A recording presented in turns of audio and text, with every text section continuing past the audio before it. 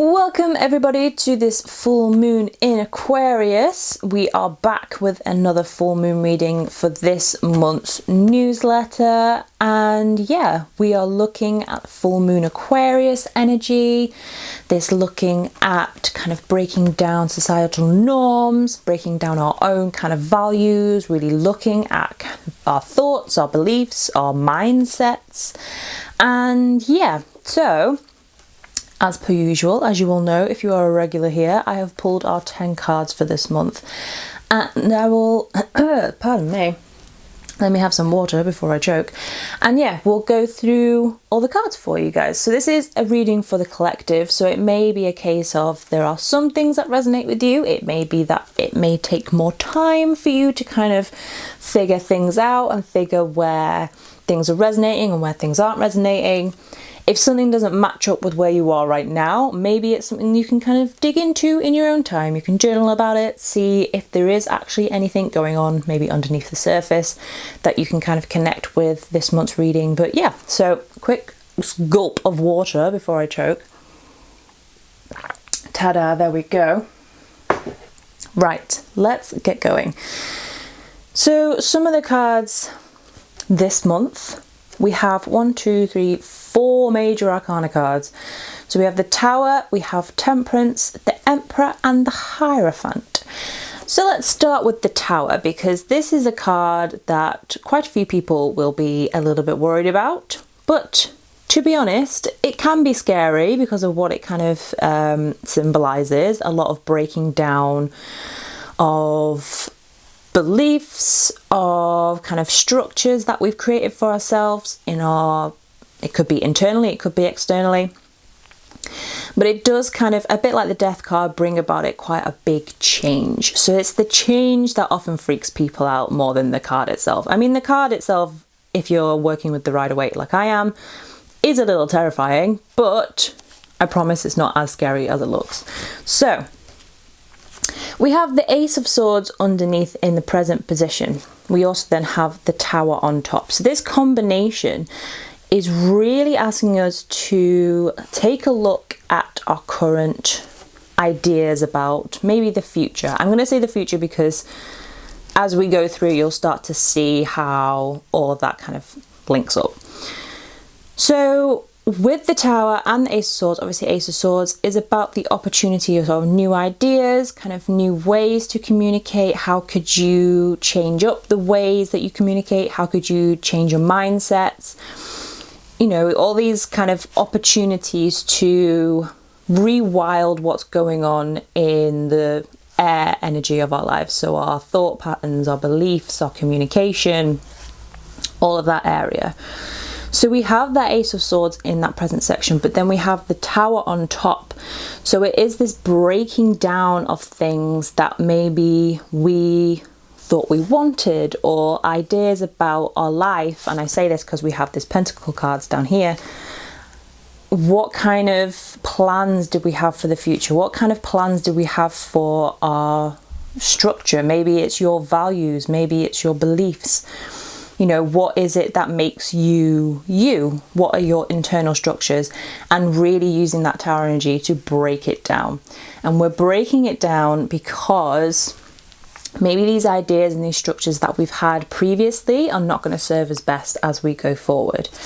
So the Tower is coming in and saying, you know, basically all of this stuff that we've got built up at the moment, all of these kind of ideas, these plans that you have, they're probably not going to serve you longer term. So now is the time to really review these things, have a look at them, see where maybe things don't align with changes that have happened within you, maybe changes that have happened externally, and really just analysing those two kind of energies together and seeing where there may be cracks in the structure.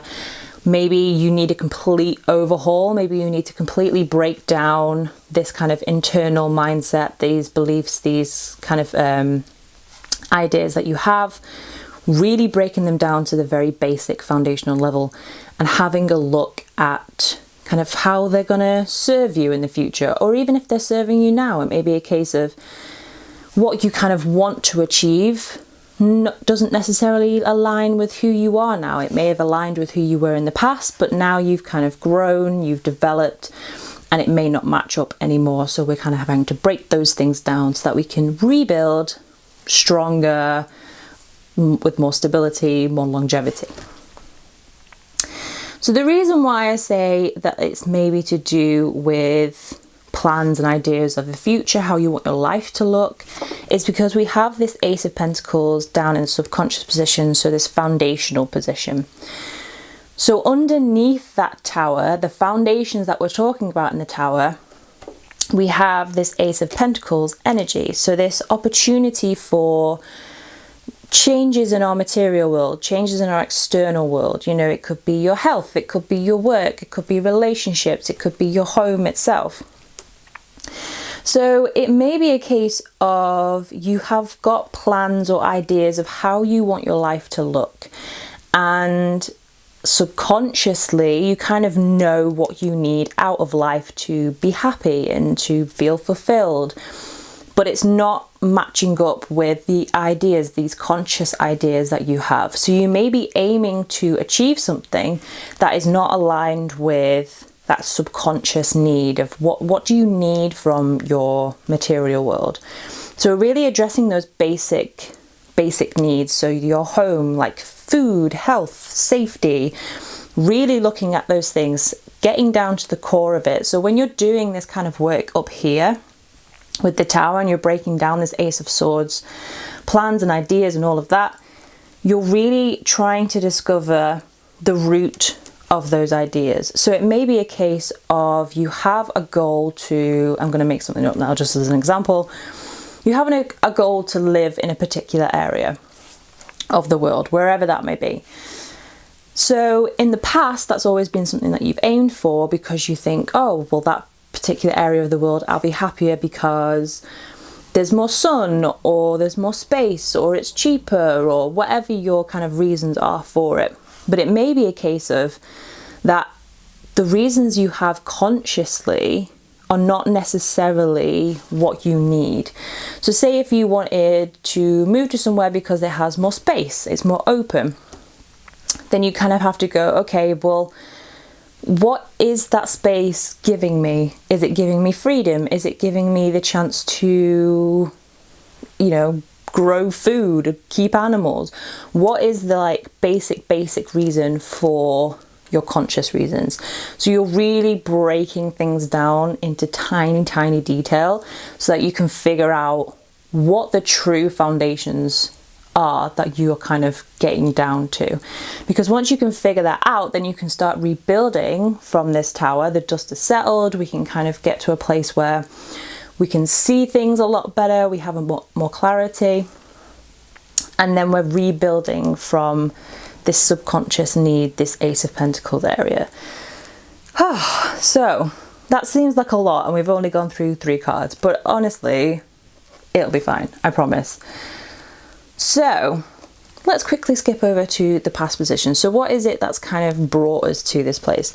So the Eight of Wands, sorry, not the Ace of Wands, the Eight of Wands, that is kind of the kind of longevity within the realm of power, authority, energy. So there's something that has happened or come in that has really made us rethink things. So we've started to think a bit more long term, a bit more kind of, well, if I'm going to use myself as an example, as soon as you turn a certain age, you kind of think, okay, well, how do I want to settle down? Like, what does that look like for me? So you have been through something, there's experience that you've had within this Eight of Wands, there is something that has happened that has really made you stop and then go, oh, okay, this experience or these skills that I've had or this event that has happened to me has really made me rethink things and look at this stuff in the Ace of Swords and think, okay, well, am I still aligned with this? Is this something that still resonates with me? Is this something that kind of matches up with who I am now in the present moment? Or is it something that is very much a part of who I was previously? So that's kind of what's driving us forward. We've kind of grown to a place where we feel like things need a bit of a refresh. We need to really have a look at things and realign everything with who we are now, because we've grown, we've developed, we've changed as a person, and now we have to kind of review our new values, kind of where we are right now. And this all leads into this near future position, which is temperance. So temperance coming after that tower. The tower has fallen, the dust has settled, we can now see what foundations we are working with. And that is when we enter into this nice, gentle temperance energy. So we're refinding balance. We're kind of deciding where we want to put our energies, where we need to put our energies, what are our priorities, and we're learning to rebalance and rethink things for our overall well-being, because we are putting ourselves first. We are making sure that we are doing things, planning things that are going to serve us long term, that is going to benefit all areas of our lives and not just one. So for example, if Ace of Swords, you thought maybe I would move to this place and I would get a new job because that will support me so I can move to this new place. You then have to switch up that energy, because you're putting all your energy into finding that new job. So all of your energy is going into your career, it's going into that area of your life. But with temperance, we're really trying to find that work-life balance. We're trying to think about, okay, well, what do I need to do to survive? But also, what do I need to do to be happy and feel fulfilled? How can I strike that balance? What do I need to do? So once we've broken all this stuff down in the tower and we've really started to think about what we want from the future, what are our actual foundations? What is like really creating those strong foundations? And then we're moving into this place where we kind of have this calm, we have this nice, gentle, loving, caring energy for ourselves, where we can just sit and really think, okay, well, this is what I want. This is what I need right now. This is who I am. What are my values? And you can kind of start to think a little bit more about what it is you want to create in the future. And we see this reflected again in this Four of Swords that we have in the conscious position. So we're aiming to try and get to a place where we feel like we are reviewing the past, we're reviewing what has been and what could be, and we're really just taking this pause. So these two cards together is like a pause. It's a rest. It's a place for reviewing. It's a place for rethinking, finding balance, finding clarity. And both of these things will come from doing this tower work and really thinking about those Ace of Pentacles things. What is it that is forming our foundations?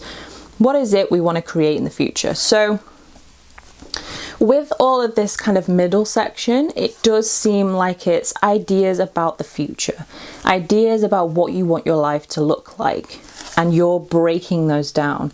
So it may be a case of you've had an idea in the past of what you want your life to look like, and now you're kind of going, actually, is that what I want? Is that how I want to move forward? You know, does that actually align with what I need, what I really, really want out of life? Or is it fantasy? Is it a dream that I've had at one point and it seemed like an amazing idea, but in reality, when you put it into kind of the real world, does it actually work? Like, would that work for me? Or are there things that I'm actively ignoring in order to keep this dream alive? And the reason why I say that is because down here we have the Knight of Cups.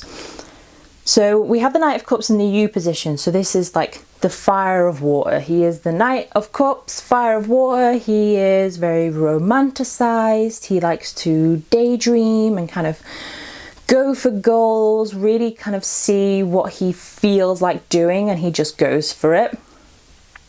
So he can be a really, really good card to get if you are trying to motivate yourself to dream bigger or kind of achieve those big dreams. But one of the downfalls of the Knight of Cups is that he can get very engrossed in this romanticized world. He can see through things through rose-tinted glasses quite a lot. And that's something that we are trying to move away from. So we don't want to be seeing things through the eyes of the Knight of Cups right now, because we're trying to be more realistic. We're trying to be more kind of planning in real time. We're trying to apply our daydreams and our ideas about what our perfect life will look like, but we're applying that kind of realism to it and actually saying, okay, well, you know, how can I get that in a realistic way? Am I not dreaming too big, but am I avoiding realism in order to keep this dream life alive? So just being very mindful about that kind of rose-tinted outlook that you can have with the Knight of Cups. And then we move into Three of Swords. Again, another one of those cards that looks terrifying, but doesn't have to be as scary as people think it is. So Three of Swords is kind of this collaboration within the realm of air, within the realm of kind of thought, creation, again, like the Ace of Swords.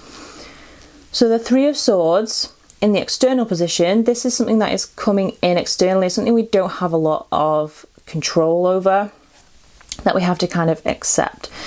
So again, it may be a case of once we've broken all these things down, we've addressed this Tower and Ace of Swords section here, and we've kind of really got back to basics, got back to these foundations. That is when we can gain that clarity, again, that we see in the Temperance card, that kind of calm, collected clarity that we kind of want to embrace. And that is going to bring up some ideas that kind of don't kill the dream, but kind of support it for the future. But it's those new ideas that can make us see that there are other ways of getting what we want, getting what we need. So if we have this dream life, it doesn't mean that it's gonna die a death. We don't have to be realistic and be like, oh, well, I'll never have that at the end. It may be a case of just the ways that we thought we would get it in the future is not actually how we're going to get it. And we have to think and allow new ideas and new ways of getting from A to B. And that's going to come in with the Three of Swords. So if you do end up feeling a bit like, oh, well, I'm never going to have that and life is terrible, then the Three of Swords is going to come in and say, actually, you need to stop thinking about that. That's the wrong mindset to have. Let's just take a second, take a breather, and explore other ways of doing this. How could we achieve these things long term, but in a realistic way? How can we be more flexible so that if things do happen to us along the way, which inevitably they will do because this is life, what can we do to pivot and make sure that we're in a position where we don't feel completely overwhelmed by chaos or changes or anything like that, and we can pivot our plans and our strategies so we can still get to where we want to be, but also being flexible to these things that life can throw at us. And then coming up to these final two cards that we have up here, and they are slightly contradictory. So in the Hopes and Fears position, we have the Emperor, card of Aries. He's very passionate, all about authority. He likes stability. He likes to be in control. But then we have the Hierophant in the outcome position, which is someone who has a lot of faith. He likes to have authority around his spirituality, so he trusts in the universe a lot more. So you have this card here in Hopes and Fears position where it's basically saying, you know, you want full control over what happens to you in your life. You want control over where your life is going, what you do in life, how life treats you. But obviously, as we've said in the Three of Swords, that is not necessarily going to happen because nobody can control everything that happens in life. That's just not how life works. So we're having to address this overwhelming energy and need for control and holding on to this dream that we have, these ideas that we have, and really saying to ourselves, you know, how can we keep control in a way where we have our goals in mind? We always have kind of what we're aiming for in our sights, but not be holding on so tightly that we can't be flexible and that we can't, pivot and have new ideas and change strategies if we need to. And that all kind of leads up to the Hierophant. So having faith in the universe. So like we were saying before, if we want to do something we can do with Ace of Pentacles and the Knight of Cups to kind of channel this energy, is we can actively manifest. So doing rituals and spell work and meditations to manifest our dreams, but then allowing that kind of Hierophant energy to come in and say, okay, you've made it very clear what it is that you want to the universe. The universe knows what you want, it knows what you're aiming for, and now you can let go of this manifestation and allow the universe to do its work. So we're kind of working towards this place of just having faith that life will work out in a way that it is supposed to work out. Obviously, we're doing this very active work here with the Ace of Swords and the Tower, but once we've done that work and the dust has settled and we've reached this nice temperance place, that is where we can kind of go, okay, well, I've done my bit now. I've done what I have power to do, and now it's up to life to kind of deliver on that. And obviously we can still do little things, we can still embrace this Emperor and kind of guide the energy to where we want it to be and where we want to go, so we can make active decisions. You know, we're not completely out of control of what happens in our life, and we have this kind of Three of Swords over here, so we have options of what we can do. We have different strategies and different plans that we can take if we need to. But ultimately, we also have to have this faith in order to allow life to just organically go about, and to not have this anxiety that can sometimes come up as well with the Emperor when things are taken out of our control, and then we kind of panic because it's like, oh my God, I don't know what's going to happen, or I can't control what's going to happen. So we have to embrace this Hierophant in order to give us that kind of state of calm and allow us to really just sit back and be present and really live life in the moment, instead of always living in the future and always living in this kind of daydream that we have down in the Knights of Cups. So it's great to have plans and big dreams for the future and know what you want your life to look like. But if you are very set on a particular way of life, very set on how your life should look, and anything else won't do, that is when you can start to notice things like anxiety or depression, or, you know, just feeling out of control of your own life because you've been so stagnant with where you know you want to be. You haven't allowed any flexibility whatsoever, and so when things come in that kind of disrupt those ideas that you already had in the Ace of Swords, that come in and say, well, actually, no, your life has to go this way for a bit, you can start to spiral and kind of feel like these guys in the Tower, like everything is crumbling around you. But in actual fact, you just need that little bit more relaxation, that bit more flexibility, so you can allow these things to happen but not feel completely derailed by them.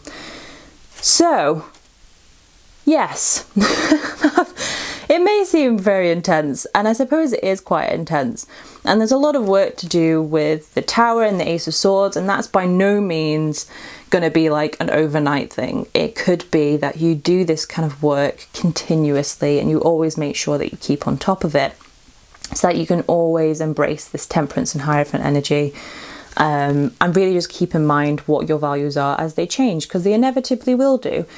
You know, at one point I wanted to travel the world and, you know, go kayaking in every lake in the world. And then I started to do that and went, oh, actually, no, I'd rather be at home and have a nice secure base.